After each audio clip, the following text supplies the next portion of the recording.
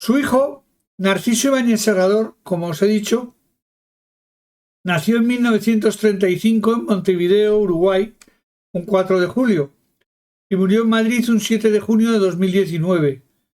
En España fue más conocido como Chicho Ibáñez Serrador o Luis Peñafiel, que era el seudónimo que él utilizaba para firmar sus guiones.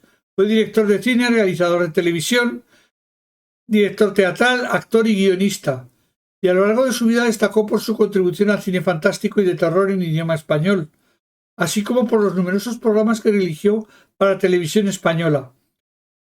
En el caso de Chicho Ibáñez Serrador, sí que fue un poco dando bandazos, sobre todo en su juventud, debido al divorcio de sus padres. Y en 1940 a 1947 estuvo en Argentina, y al separarse sus padres, su madre se lo trajo a España, donde vino a estudiar a La Salle de Salamanca. Hasta el año 57, que volvió de nuevo a Argentina, pero volvió de nuevo en el año 63, un poco por el mismo motivo que su padre, porque la televisión se había vuelto muy comercial y no encajaba con el modelo que él quería imponer de alta exigencia y muy alta calidad. Chicho Ibáñez Serrador era un reconocido admirador de Alfred Hitchcock, de quien intentó seguir sus pasos, según confesó. Era el único hijo del matrimonio, ya os lo he dicho, de Narciso Ibáñez Menta y la actriz Pepita Salvador, y era nieto por línea paterna de Narciso Ibáñez Cotanda y Consuelo Menta Ágreda, una pareja que tenía una compañía de variedades. Pasó toda su infancia, como ya os he comentado, en Hispanoamérica, acompañando a sus padres durante las giras teatrales que hacía con ellos. Y con 8 años realizó su primer papel, doblando para todo el mundo de habla hispana al conejo Tambor de la película Dumbo. Al separarse de sus padres cuando él contaba con 5 años en 1940, vivía con su madre, con la que se trasladó a España, como os he comentado, en 1947. El padecimiento de una enfermedad hemorrágica, púrpura hemorrágica, que le impedía jugar con otros niños y hacer deporte, le obligó a tener un carácter introvertido y a refugiarse en los libros. Y así se inició su carrera escribiendo novelas radiofónicas y con el estreno de la obra teatral de su primera comedia, Obsesión, que siempre firmaba bajo el seudónimo de Luis Peñafiel. No obstante, su despegue profesional tuvo lugar a su regreso a Argentina en 1957, donde empezó a trabajar en la televisión de la mano de su padre, que en los años previos había desarrollado una firme carrera. No os olvidéis que en 1957 casi llevaba 40 películas ya hechas Narciso Ibáñez Menta en Argentina. Pronto se distinguió, aunque realizó algún trabajo como actor. Narciso Ibáñez Serrador pronto se distinguió por ser un buen guionista y muy buen adaptador de trabajos de otros. Y tras estos inicios hizo numerosos guiones televisivos, como Historias para mayores del año 57 al 60, El fantasma de la ópera del año 60 o Arsenio Lupin del 61, sobre todo destacando su primera serie de terror, Obras maestras del terror, del 60 al 62. Si bien ya os he comentado que el frenético ritmo de trabajo de la televisión argentina le fue desencantando, pues el producto final no poseía la calidad que a él le hubiera gustado. También destacó como pionero de la ciencia ficción, porque en televisión con su padre en 1963 participó en una serie que fue pionera en la ciencia ficción hispana. Mañana puede ser verdad. Como su padre también ha traído él, como estaba por venir a España, en el año 63 se presentó en España, donde solo había un canal. Imaginaros que venía de un país donde había 4 o 5 canales en ese momento y habían explotado ya las televisiones privadas. Vino a un país donde solo había un solo canal, donde era un canal estatal y donde todo era muy rígido. Recordar también que en España la segunda cadena no empezó sus emisiones hasta 1965 en la frecuencia del UHF y que el 50% de su producción se realizaba en Barcelona, en Miramar, alguna de ellas en catalán incluso. Enseguida, Narciso Ibáñez Serrador consiguió trabajo al mostrar algunas producciones de las que había realizado en Argentina. Sus primeros trabajos mezclaron, de hecho, los dos mundos que ya conocía, el teatro y la televisión, y consistieron en adaptaciones de piezas clásicas para el programa Estudio 3, 1964. También realizó guiones de las series La Puerta Cerrada del 64, La Historia de Saint-Michel, recuperando además la serie Mañana Puede Ser Verdad, que es la que os he dicho que es una serie de ciencia ficción que fue la primera que se rodó en España, en el año 65. A su regreso a España también siguió vinculado al teatro, estrenando su obra Aprobado en Castidad, que la censura obligó a renombrar como Aprobado en Inocencia, que él mismo interpretaba junto a su madre hasta el fallecimiento de ésta, a causa de un cáncer. Ibáñez Serrador empezó a ganar fuerza en televisión española en el año 66. Si con sus trabajos anteriores ya había demostrado talento, fue a partir de ese año cuando demostró todo su potencial en la serie Historias para no dormir, donde ofrecía relatos de terror que independientemente... Imaginaros, os estoy hablando de 40 años antes Black Mirror, prácticamente. Eran historias cortas, de terror, de suspense, y que te hacían explotarte la cabeza, pero para el público de los años 60, imaginaros. De hecho, las podéis todavía ver en el archivo de Televisión Española, y Prime Video ha sacado un recopilatorio de las antiguas y de algunas de las nuevas que se hicieron en los años del primer milenio, en los años 2000, 2010, hicieron que Telecinco las mandó a hacer, las produjo, pero luego las descartó porque, bueno, no entroncaba probablemente con la calidad o con el nivel de calidad de las series y de la programación de ese canal en ese momento, ¿no? En la España de la dictadura, desde luego, fue un revulsivo tremendo y llevaba loca a la censura, porque su forma de trabajar era tan sutil, era tan metafórica, y la censura tenía una forma muy chusca en el sentido de que para la censura lo importante era una falda, un escote, pero Chicho Ibáñez Serrador jugaba con la cámara, con una mirada, con un plano, con unos labios, con una pequeña toma sexy, cosas que a los censores les pasaban totalmente desapercibidos, pero no así al público que, bueno, lo consideró el culmen de la modernidad y permitió que Narciso Ibáñez Serrador fuera lo que era. Tenía una gran capacidad, ya os digo, para bordear la censura. Y más sugerir que mostrar.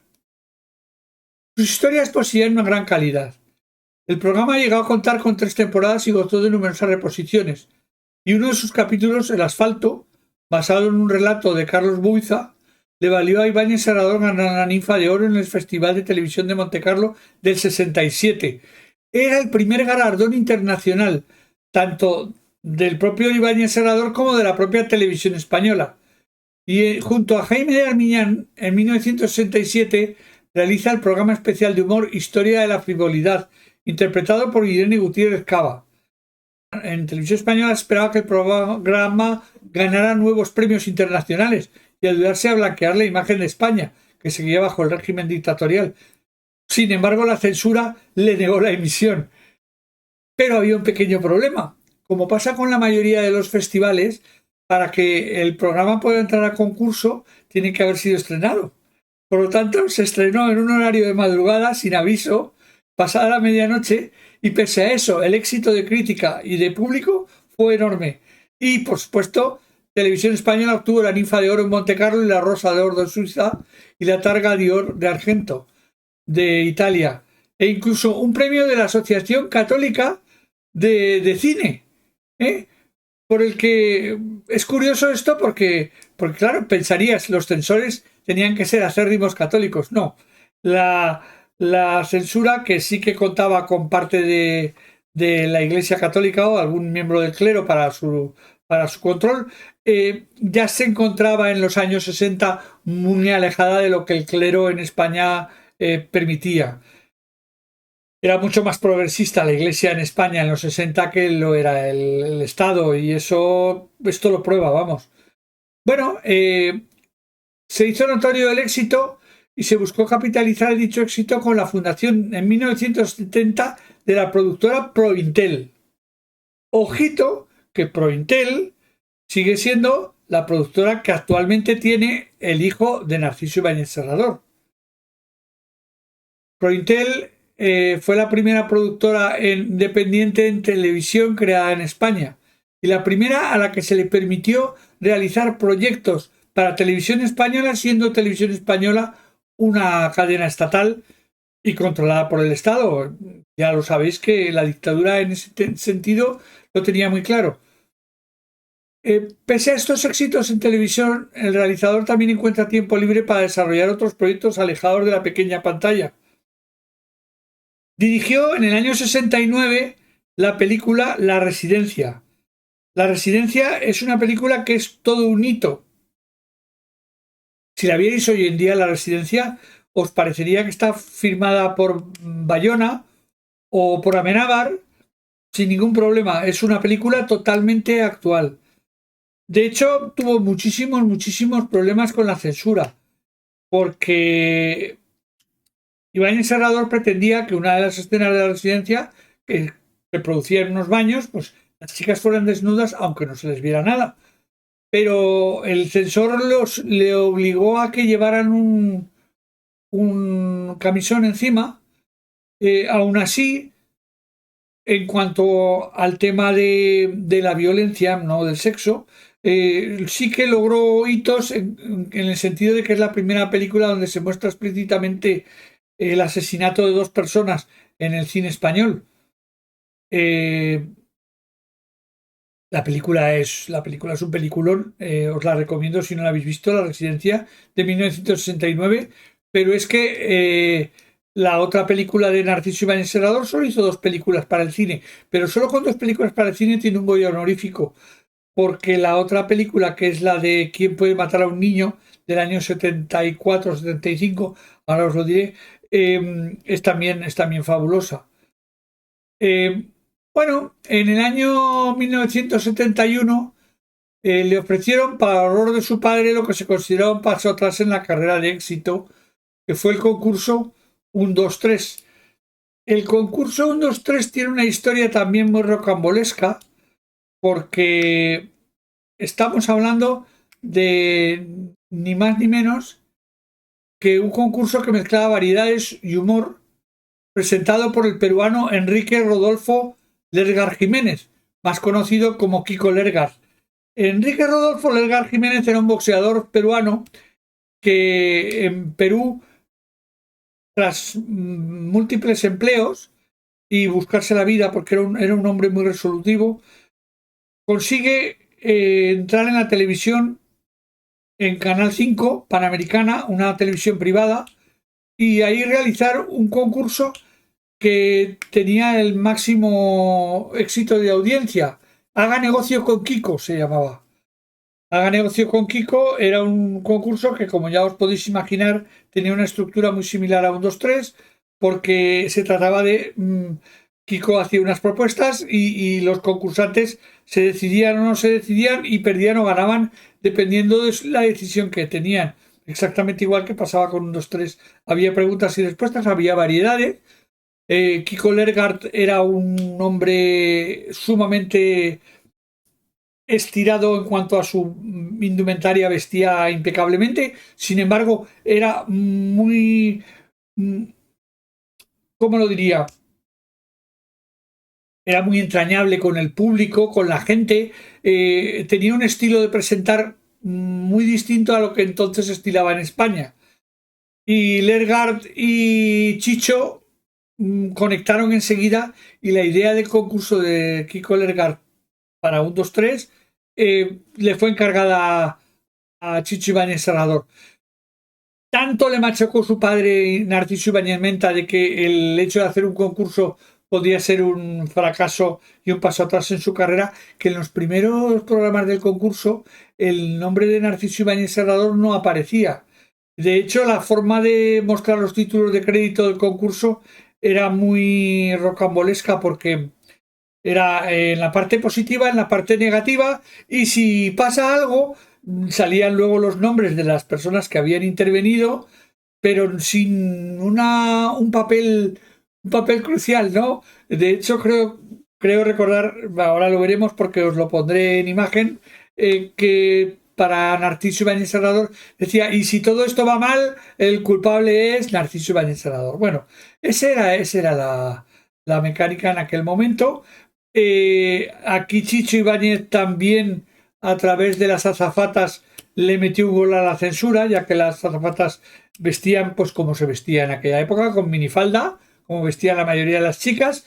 Era un programa muy sexy, pero no os creáis, no era... a pesar de que en aquel tiempo sí que los programas solían ser muy machistas y chabacanos y tal en las televisiones, en el caso del 1, 2, 3 fue siempre muy correcto y aunque tuvo duros enfrentamientos con el régimen, no con la censura, Chicho no tuvo muchos límites, porque claro, era un hombre de éxito y entonces los límites que se le ponían eran muy relativos. Tal fue el éxito del programa de Chicho Ibáñez Serrador que le ofrecieron el cargo de director de programas de radiotelevisión española en 1974. Tenéis que tener en cuenta que entonces ya el tardofranquismo era, es decir, ya no era una novedad, las cosas ya no había, la censura era muy liviana, pero en este puesto de gestión que Chicho vio que no casaba muy bien con su forma de trabajar y de actuar y por su vocación, se limitó a coger y quitar al censor. Puso fin a la censura. Narciso Ibáñez Serrador puso fin a la censura en 1974. Y a partir de ese momento los productores usarían el sentido común y no a los dictados de un censor y un funcionario del Ministerio de Información.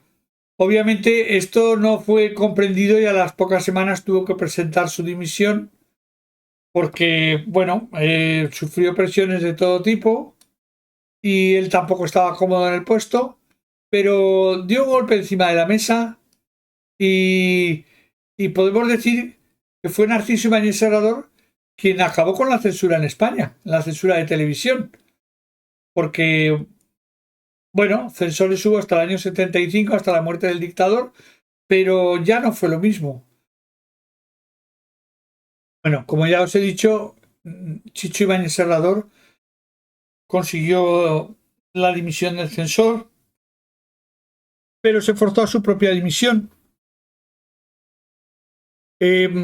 Seguiría con el éxito del 1, 2, 3 y la serie radiofónica Historias para Imaginar